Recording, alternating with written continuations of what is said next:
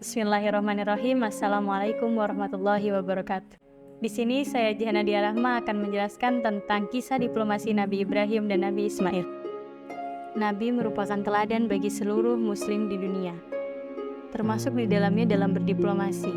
Alasan mengapa Nabi merupakan teladan dalam berdiplomasi adalah karena Nabi menunjukkan sifat-sifat dan prinsip yang sangat penting dalam menjalankan tugas diplomatik. Sifat pertama yakni tauhid, keyakinan akan keesaan Allah dan pengaruhnya dalam segala aspek kehidupan. Begitupun dalam berdiplomasi. Diplomasi Islam didasarkan pada kesadaran atas ketergantungan terhadap Allah untuk mencapai tujuan-tujuan diplomatik dan mengedepankan prinsip-prinsip yang sesuai dengan ajaran agama Islam. Keadilan dan kesetaraan merupakan prinsip penting dalam diplomasi Islam. Diplomasi harus berlandaskan pada keadilan dalam berinteraksi dengan negara ataupun dengan pihak lain, tanpa adanya diskriminasi atau perlakuan yang tidak adil. Ketiga yakni hikmah. Hikmah merupakan prinsip penting dalam berdiplomasi menurut ajaran Islam. Diplomat muslim diharapkan untuk menggunakan kebijaksanaan dalam berkomunikasi, bernegosiasi, dan mengambil keputusan. Keempat yakni syuro. Syuro adalah prinsip konsultasi dan musyawarah dalam pengambilan keputusan. Dalam diplomasi Islam, musyawarah dianggap penting untuk mencapai kesepakatan yang saling menguntungkan antara pihak-pihak yang terlibat. Yang terakhir yakni rohmah. Prinsip rohmah atau kasih sayang menggarisbawahi pentingnya memiliki sikap empati, welas asih, dan kepedulian terhadap sesama dalam diplomasi Islam. Diplomat muslim diharapkan untuk berusaha untuk memahami perspektif dan kebutuhan pihak lain, serta bertindak dengan kebaikan dan kasih sayang dalam berinteraksi. Di sini saya Jihana Nadia Rahma akan menjelaskan tentang kisah diplomasi Nabi Ibrahim dan Nabi Ismail.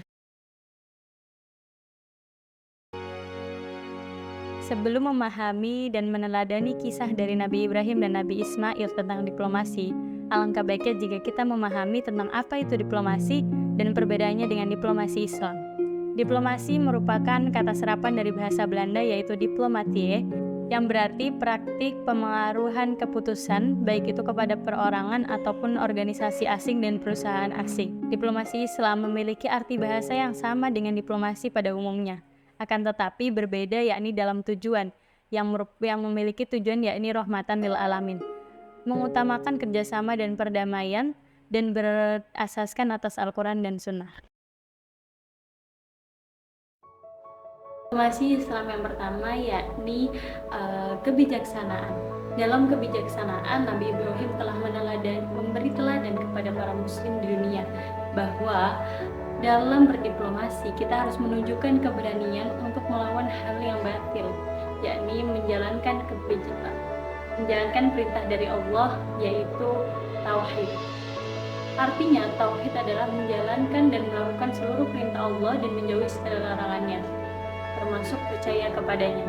Hal ini ditunjukkan oleh Nabi Ibrahim dalam kisahnya bersama Raja Namrud. Saat itu di Babilonia, mereka percaya akan adanya berhala.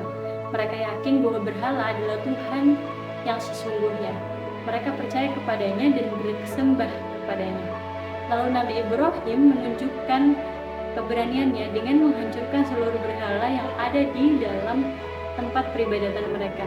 Hal ini menunjukkan bahwa Nabi Ibrahim telah menunjukkan asas diplomasi yang ketiga, yaitu hikmah dan kebijaksanaan.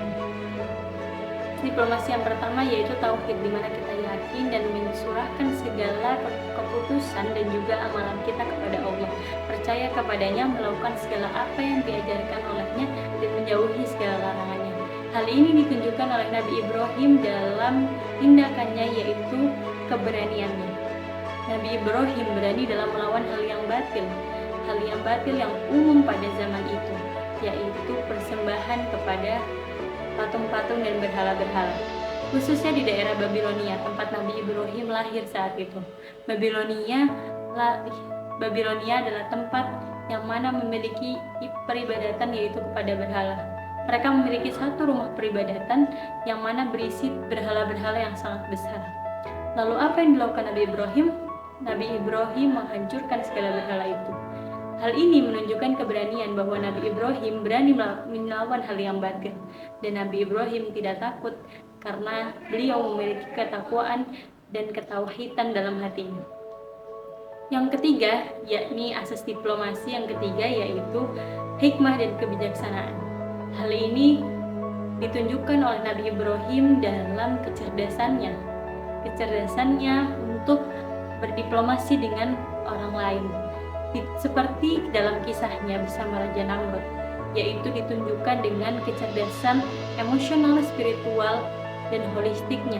Nabi Ibrahim mampu mempengaruhi lawan bicaranya untuk percaya kepadanya.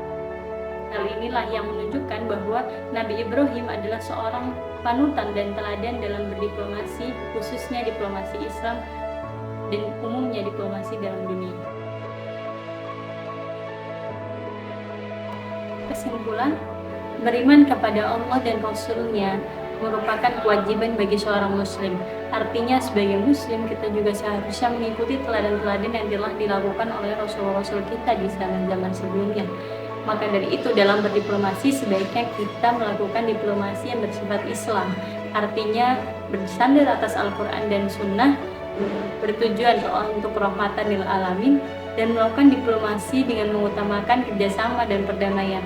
Artinya perang dilakukan hanya jika ada keterpaksaan.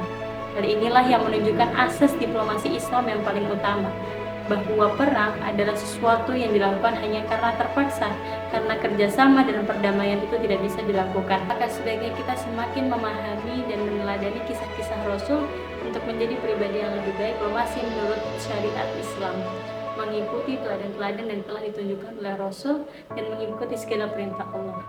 Terima kasih, saya Diana Diarahma. Wassalamualaikum warahmatullahi wabarakatuh.